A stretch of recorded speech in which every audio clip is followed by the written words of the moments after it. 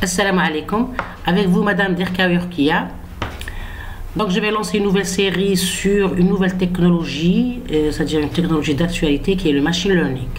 C'est une révolution dans le monde de la technologie et de l'informatique. Donc je vais commencer avec une introduction générale.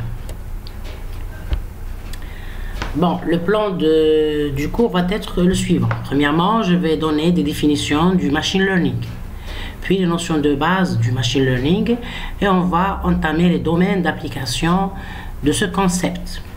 Et on va aussi voir les algorithmes du machine learning, puis les modèles mathématiques de ce modèle, ou bien du machine learning, et on va faire quelques implémentations de quelques algorithmes, comme la KNN par exemple, sur des exemples réels avec le langage Python. Et bien sûr, sur toutes les bibliothèques scikit-learn et NumPy. Très bien. Donc, je commence premièrement par l'intelligence artificielle, parce que le machine learning rentre dans le domaine de l'intelligence artificielle. Donc, l'IA est un champ de recherche qui regroupe l'ensemble des techniques et méthodes qui tendent à comprendre et reproduire le fonctionnement d'un cerveau humain. Donc, c'est la technologie qui consiste à simuler le comportement humain, le raisonnement, tout ce qui est comportement humain, le raisonnement, le déplacement, la prise de décision, etc. Donc, quelle est la relation entre l'intelligence artificielle et le machine learning? Si l'intelligence artificielle est un concept visant à simuler un ou plusieurs comportements humains, alors le machine learning n'est qu'une méthode ou bien un ensemble de méthodes pour atteindre la création d'une intelligence artificielle. Donc c'est grâce au machine learning qu'on va réaliser ou bien simuler ce comportement humain. Donc le machine learning est un ensemble de techniques, proprement dit des algorithmes, qui permettent de mettre en œuvre ou de réaliser l'intelligence artificielle ou bien de simuler le comportement humain. Ainsi, l'IA n'est possible qu'avec l'usage de plusieurs méthodes du machine learning. C'est ça la relation entre l'IA et le machine learning. Maintenant, dans les domaines d'application du machine learning. Donc, le machine learning est une révolution technologique actuelle qui envahit notre vie, c'est-à-dire du jour le jour. Le développement de ce concept, il est vraiment extraordinaire. Donc, parmi les domaines qui touchent notre vie, il y a le domaine de la santé. Par exemple, le machine learning entame l'imagerie médicale, comme par exemple l'IRM, les scanners, pour pouvoir dépister par exemple des cancers. Donc, il est très utilisé dans ce domaine et c'est utile pour l'être humain. Aussi le domaine du marketing pour l'économie des entreprises.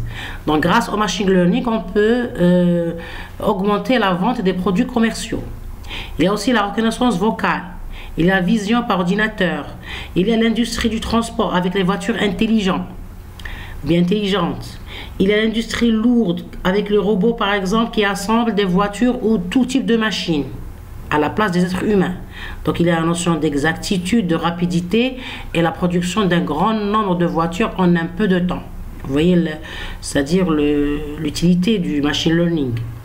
Il y a aussi le monde de l'éducation pour pouvoir rendre, c'est-à-dire l'apprentissage de qualité ou bien l'enseignement de qualité.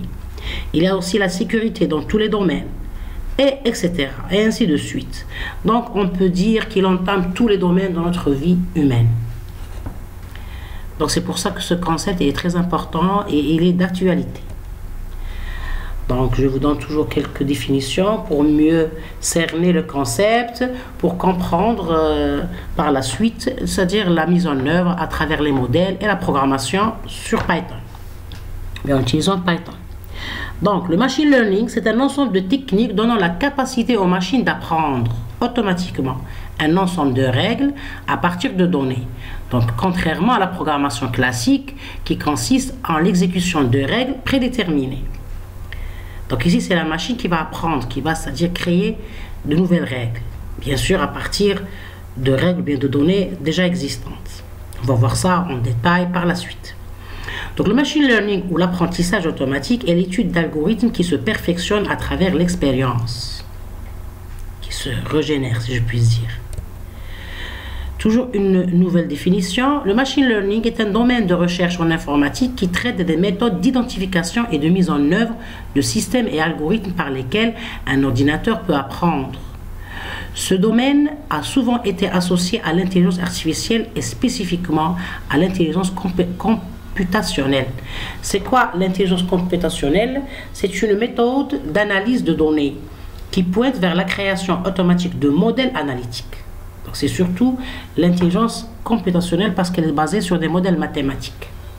Autrement dit, permettant à un ordinateur d'élaborer des concepts, d'évaluer, prendre des décisions et prévoir les options futures. Donc le machine learning est l'art de donner à une machine la capacité d'apprendre sans la programmer de façon explicite, comme on a l'habitude. Donc vous voyez que j'ai utilisé le mot art par le fait qu'il y a beaucoup de possibilités pour enrichir ce domaine et perfectionner les logiciels du machine learning.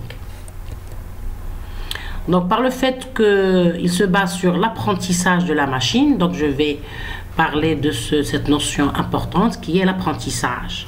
Donc cette notion s'adapte avec un proverbe qui dit « l'expérience nous apprend ». Donc à travers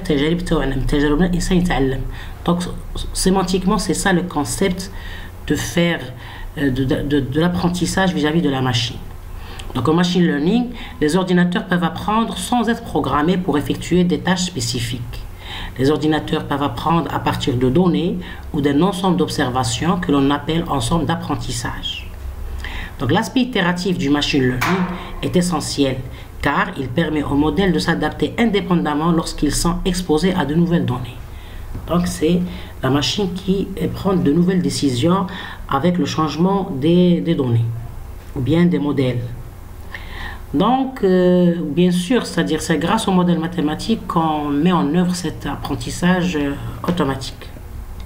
Donc, les ordinateurs vont apprendre des précédents calculs. Parce qu'en fait, en fin de compte, c'est des modèles mathématiques basés sur les calculs. Donc, les ordinateurs vont apprendre de précédents calculs, donc de l'expérience, comme on vient de le dire. Le fait d'apprendre, l'expérience nous apprend. Donc, les anciens calculs, ou bien l'expérience, va apprendre à la machine. Donc, les ordinateurs vont apprendre des précédents calculs pour créer de nouvelles décisions et des résultats fiables et répétables. Le machine learning est un domaine s'intéressant aux capacités d'apprentissage d'une machine et son mode de fonctionnement, pour que cette machine aide l'être humain dans tous les domaines de sa vie. Donc, c'est un moyen d'aide à la décision. Bon, sur le plan terminologique, tous les termes suivants indiquent le même concept machine learning. On peut dire machine learning en anglais, ou bien on peut dire apprentissage automatique, ou bien apprentissage machine, ou bien apprentissage artificiel, ou bien en anglais le machine learning. Donc c'est une forme d'intelligence artificielle qui permet à un système d'apprendre à partir des données et non pas à l'aide d'une programmation explicite classique. Donc il y a une différence entre la programmation classique et le machine learning. On va l'entamer ici. Donc dans la programmation classique, dont on a l'habitude, on va écrire du code. Donc on va coder trop de lignes pour la résolution d'un problème avec des données volumineuses. Donc lorsqu'on est en face d'un problème avec beaucoup de données et beaucoup de traitements, on va écrire beaucoup de lignes de code. Ça va être compliqué à gérer. Donc le machine learning, on va construire un modèle qui apprend. Un modèle mathématique qui va apprendre. Donc on va éviter ce grand nombre de lignes de code. Donc cela va nous éviter d'écrire beaucoup de lignes de code. Donc c'est comme si on simule, c'est-à-dire le raisonnement machine. C'est-à-dire le raisonnement humain, il est simulé par la machine. Donc c'est comme si la machine raisonne, mais toujours ça reste un raisonnement artificiel. Parce qu'il faut savoir que l'intelligence et la décision sont et resteront toujours des compétences humaines. الذكاء والقرار هو تصرف إنساني 100%. La machine simule ses comportements, mais elle ne les acquérira jamais comme étant des compétences. Donc ça reste toujours artificiel. C'est pour ça qu'on ajoute au mot intelligence, on lui ajoute artificiel.